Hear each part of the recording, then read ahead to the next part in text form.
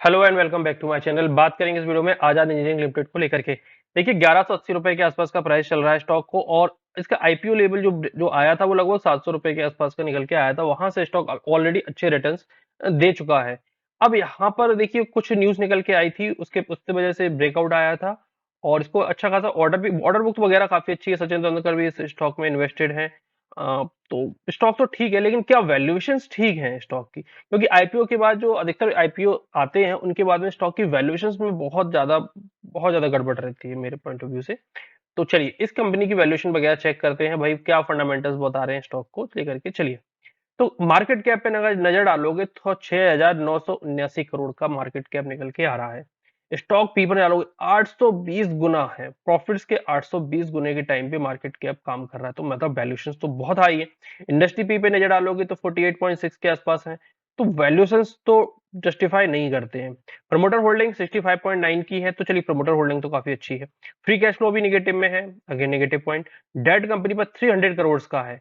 चलिए रिजर्व कितने हैं ये हम इंपॉर्टेंट है, तो उसको उस नीचे चलते हैं। इस बार के अगर क्वार्टरली रिजल्ट देखोगे तो अच्छे थे, दिसंबर 22 से कंपेयर करोगे तो काफी अच्छे निकल के आए थे और सेल्स भी बढ़ रही हैं। लेकिन आप नजर डालोगे 83-89 करोड़ के आसपास की सेल्स हैं। चलिए मार्जिन तो ठीक है, लेकिन डेट कंपनी अच्छा खासा चुका रही है, 19 करोड़ तो कंपनी का डेट ही डेट जाता चला जाता है, तो प्रॉफिट निकल के सिर्फ 17 करोड़ के आ रहे हैं। अच्छी चीज है कि मार्जिन काफी अच्छे हैं कंपनी के पास में, लेकिन 89 करोड़ की सेल्स है। और अगर साल की भी देखोगे तो सिर्फ इस बार 252 करोड़ की सेल्स की है कंपनी ने। और मार्च 2023 का है, सॉरी पुराना अपडेट है। तो मार्च 2023 में इन्होंने 252 करोड़ की सेल्स की है, 9 करोड़ ही प्रॉफिट कमाया था। और मार्केट कैप बहुत ज्यादा है, डेफिनेटली बहुत ज्यादा है। तो वैल्यूएशंस तो मुझे नहीं लगता कि इतना ज्यादा जस्टिफाई करते हैं। और अगर यहाँ पे अगर कंपनी की बैलेंस शीट पर अगर नजर डालोगे तो कंपनी का जो इक्विटी कैपिटल है वो 2 करोड़ का है, बहुत छोटा इक्विटी कैपिटल है। रिजर्व कंपनी के पास देखोगे तो 202 करोड़ के हैं, और जो डेट है वो 300 करोड़ का है मार्च 2023 तक। अब 24 का निकल के आएगा तो उसमें पता चलेगा कि क्या और स्थिति बन के आ रही है। तो हालांकि ऐसा लग रहा है कि डेट तो इनका बढ़ ही रहा है, तो जस्टिफाइड तो नहीं करते हैं। अब बाकी स्टॉक मार्केट है, कुछ भी नहीं कह सकता।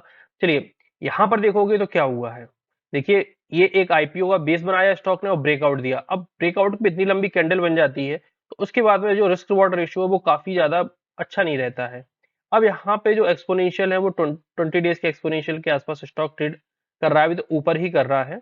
नीचे आएगा तो पता चलेगा कि क्या जस्टिफाइड करते हैं। अब देखिए किसी को ट्रेलिंग स्टॉप लॉस करना है, जिसने आईपीओ के टाइम पे अपनी प्रॉफिट बुकिंग नहीं की या इवन इन लेवलों पे अगर एक्यूमुलेट किया है, तो ये अपना वो 50% के आसपास तो रिवॉर्ड को बना सकता है।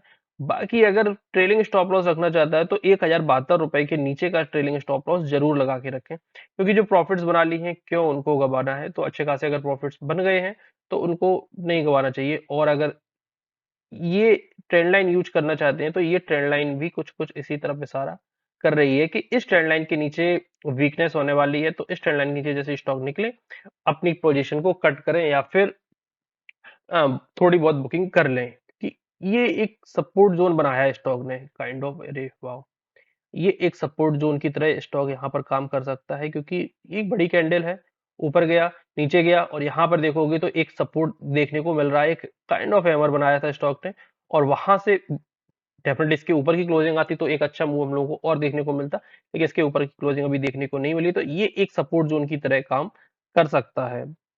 इसका लेवल निकल के आ रहा है 1121 रुपए का। अगर एक्सपोनेंशियल के साथ जाना चाहते हैं तो ये है कि इसको ब्रेक कर दे तो नीचे निकल जाए, या फिर ये भी एक ट्रेंड लाइन के रूप में काम कर सकती है। आप लोग डिसाइड आप लोगों को करना है कि क्या करना है।